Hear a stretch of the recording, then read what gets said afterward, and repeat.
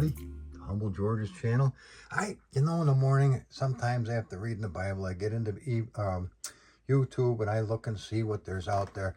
And I ran across this video this morning with this feller named Phil, and he has a great channel, and he helps people understand about guitars, and he sells them once in a while. He had a hell of a nightmare experience. He sold this beautiful PRS to a fellow, and then after a short length of time, the guy wanted to send it back to him because he said he had problems with it. Well, life isn't a perfect thing, and sometimes you do end up with issues. Now, what are we doing with yours? I was telling him how years ago, from Pristine Auctions on Reverb, I bought this 1996 Conklin 7-string fretless guitar. And it did have a few issues with it that needed to be addressed. Like this pickup didn't float. It was stuck in there and you couldn't adjust it up or down. And it seemed like there was some issue with the tailpiece, but I could be wrong. I think I'm thinking of my Court 6-string rather. No, I think this was perfectly fine. I did have Robert McBlain put a beautiful preamp in this rascal, and it escapes my mind right now exactly what it is. Alembic, yes. Yeah, as a matter of fact, come on over here. Here was the little guy. Now, they're expensive, but put in right by a good luthier, this brought this rascal right up to snuff. And as you can see, it's a gorgeous, gorgeous guitar. Now, as you can see, Whittling George, are you going to focus or are you going to be a pisser? Let's see if we can make it do it. There we go. Whittling George had to straighten the fingerboard out so it didn't buzz anywhere. And I actually, as you can see, ended up cutting right through one of these abalone dots. Whatever the deal. But that was the difference between having it work beautifully at the end or being, well, kind of unplayable. And also I had to remove some of the fingerboard up here, just gently. Make sure that it was absolutely unobstructed so that we didn't get any buzz up here. Now, during the winter time, when the wood stoves are doing their thing, and it's a very dry atmosphere in the house, this guitar sings and plays like a champion. Now, we've had one hell of a moist son of a bitch of a summer, hotter than Whistler's. It's just a nasty son of a bitch. Well, it's just not fun. But as you can see, Finish what you were saying, Humble. So it's a hot summer? Yeah, hot and humid as a bitch. So right now, we're going to lean this let me hang on a second. I want to make sure it's all the way back. I don't want it going flying on me. All right. So other modifications I made are, see, here was the original back plate. I mean, this is a gorgeous guitar. Everything about it. This was made specially for Fred Koch, was it? He was this maybe still is, a session musician, I believe, in New York City. It was built just for him, 1996. It's an $8,000 guitar back then. Now, as you can see, maybe in the finish, tiny little bits of wear, but it's a 96. Come on. You're not going to get a showroom after all these years, so expecting to is an idiot's job. But as far as it working fantastic, it does. It does work fantastic. And when I get this turned around, we'll take it out in the other room and we'll listen to it just to evaluate. Now, I have no idea what we're going to find when we do this, due to the fact I just came up with the idea. But God bless Phil. Phil didn't freak out, at least not on camera. I would have gone out of my effing mind if somebody pulled that bullshit. Now, speaking of pulling bullshit, I did have the luthier adjust this, and I did have a little bit of something with the double truss rods. And then when we still couldn't get it right, that's when he said, the luthier, that it was junk and send it back to the guy. Well, when I told him that we had worked on the guitar, he said, I hope you enjoy your guitar, Mr. Davis, because they don't come back after you've monkeyed with them in any way, shape, or form. However, I will bend over backwards to do anything I can to make this thing right, and I will eat the cost. Well, you don't have to do that. It's not your problem. It's mine. And now we're going to fix it together. So he came up with the idea. Hear this? Listen how long it rings.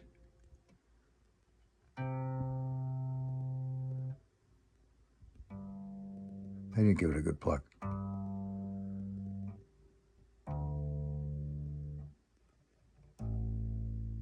Look at that little bugger.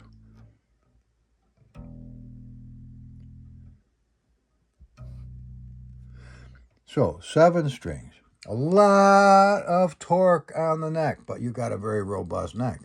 Now, we did have to jump up to Mr. Smith's not wound. We had to go, instead of the, see, you can tell this little bastard here. Now, you might be able to see it, you might not. I don't know if you can. Yes, you can. You can see that the C string is wound, just like the other ones. They're flat wound, but they are wound strings nonetheless. See the windings? And I mean, it's kind of piano looking after a while. But they're all wound. In fact, all of them were wound, including the little wee F string, which would normally be an E on a guitar, but nevertheless, this had to become unwound. So just a plain wire, which I was able to get from Mr. Smith. And I talked to him right on the phone. That guy was so nice. The owner of Smith Guitars. Absolutely wonderful man. I bet you he talked to me for half an hour to 45 minutes explaining how they make their guitars. And they make their strings just to go with their nut. So you don't go monkeying with a Smith without using their strings. Now, of course, with this, there was not an issue. Do I remember that being cracked? It's one of, I don't think it is, though. Let's see if I can get in here. Well, we can see one thing for damn sure. We should have that sitar effect on the nut. As you can see that this is the nut. The nut is named Humble George, who monkeyed with this to get it as good as it is. It probably should have go to a luthier who could absolutely put a serious and good nut back in it, or maybe send it to Conklin. If anybody could fix it, they certainly could. But the best part is, it doesn't need fixing. Let's go check this puppy out. Oh, let's see what we got here. Little mix and match. Let's try this puppy. Come on, sweetie. I'm needing you, kid. Ready for this? We're ready for this. Bink. Bink.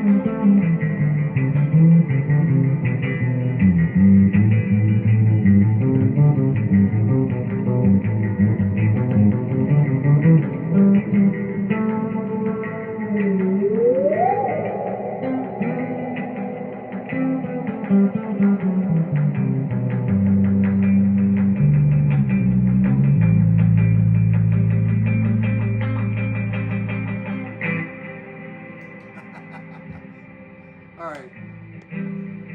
Enough terrorizing the neighborhood for 8:45 in the morning. Holy shit. What good fun, though. That's right. Fuck, I think I'm worse. Bye-bye.